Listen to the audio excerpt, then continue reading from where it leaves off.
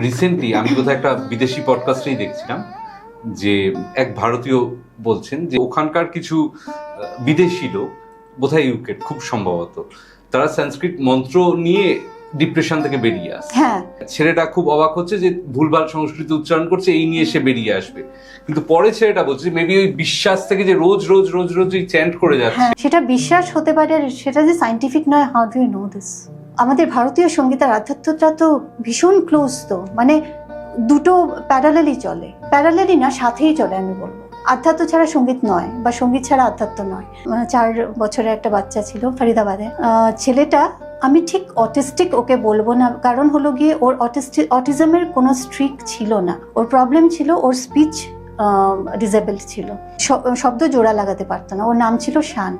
তো ওকে শান নামটা বলতে পারতো না। শা না বললে শা আলাদা, ন আলাদা বলতো। And he was absolutely restless, মানে পুরো মানে ADHDর পেশেন্ট ছিল। আর তো ওর সাথে যখন আমি করতাম সেশনস, তখন একটা ফর্মেট ছিল, আমি বললাম একটা সিস্টেম্যাটিক ওয়েতে করতে হয়। তো I use to start with একটা মন্ত্র বা ধরুন কোনো বন্দনা দিয়ে শুরু করলাম।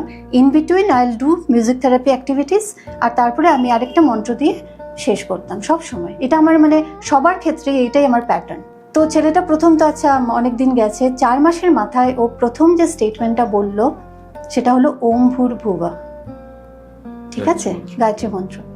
তো আমরা ভীষণ মানে আশ্চর্য হয়ে গেছিলাম। ইন বিটুইন যে আমি করাতাম মিউজিক থেরাপি এগুলো, ওটার মধ্যে হিন্দি গান ছিল, সিম্পলেস্ট অফ দ্য লিরিক্স, লাকড়ি কি কাঠি, কাঠি পে ঘোড়া, খুব সুন্দর শুনতো। তারপর লা লা লা লা রে মাম্মা রে, ওগুলো করাতাম।